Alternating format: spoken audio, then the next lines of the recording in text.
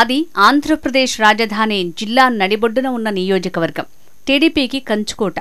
అభ్యర్థి ఎవరైనా తెలుగుదేశం పార్టీకే అక్కడి ఓటర్లు పట్టం గడతారు. అదే ఇప్పుడు ఆ మహిళా నేతకు కలిసొచ్చింది. 2024 ఎన్నికల్లో సామాజిక లెక్కల్లో భాగంగా గుంటూరు పశ్చిమ నుంచి గల్లా మాధవి టీడీపీ టికెట్పై పోటీ చేసి ఎమ్మెల్యేగా గెలుపొందారు.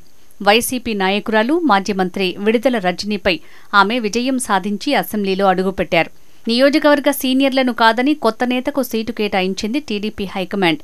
ఆ సమయం నుంచి ఆ నియోజకవర్గం టీడీపీలో కొత్త లెక్కలు మొదలయ్యాయి. అయితే కూటమి హవాలో మాధవి సునాయాసంగా భారీ మెజారిటీతో విజయం సాధించారు. ఆ తర్వాత అసలు రాజకీయం మొదలైంది. ఆ రాజకీయానికి ఎమ్మెల్యే మాధవి కూడా అదే తరహా కౌంటర్ అటాక్ చేయటం మొదలుపెట్టారు.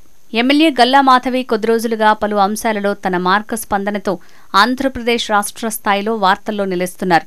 రేషన్ షాపులపై చేసిన వ్యాఖ్యలు రాష్ట్ర స్థాయిలో వైరల్ అయ్యాయి. రేషన్ దుకాణాల్లో సీసీ కెమెరాలు పెట్టాలన్న కొత్త డిమాండ్ తెరమీదికి తెచ్చారామె. ఎమ్మెల్యేగా తనకు ప్రాధాన్యత ఇవ్వకపోవడంపైన నేరుగా ముఖ్యమంత్రి చంద్రబాబుకు ఫిర్యాదు చేస్తానంటూ హంగామా చేశారు. తాజాగా అధికారుల తీరుకు వ్యతిరేకంగా ఏకంగా తానే బీటీ రోడ్డులో గుంతలు పూడ్చి నిరసన వ్యక్తం చేయటం సంచలనంగా మారింది.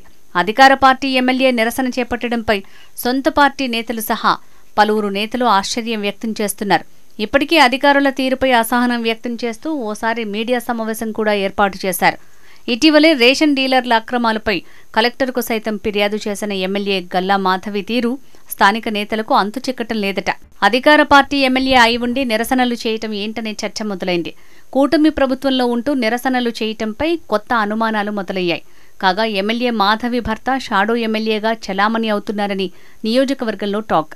తొలిసారి ఎమ్మెల్యే కావటం, నియోజకవర్గంలో సొంత పార్టీలో బలమైన నేతలు ఉండటంతో స్థానికంగా పార్టీ కార్పొరేటర్ల మద్దతు మాధవికి లేదనే వాదన కూడా లేకపోలేదు.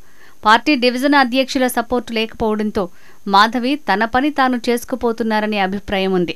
అయితే కూటమి అధికారంలో ఉన్న సమయంలో 3 పార్టీలను సమన్వయం చేసుకోవాల్సిన ఎమ్మెల్యే ఇలా ఒంటరి పోరాటం చేయటం, అందున ప్రభుత్వాన్ని పార్టీని ఇరుకున పెట్టేలా చేయడంతో మాధవి వ్యవహారంపై పార్టీ అధినాయకత్వం ఎలా స్పందిస్తుందో అన్నది ఉత్కంఠగా మారింది. ఇదే విషయం స్థానిక రాజకీయ పరిశీలకుల్లో హాట్ టాపిక్ అయింది.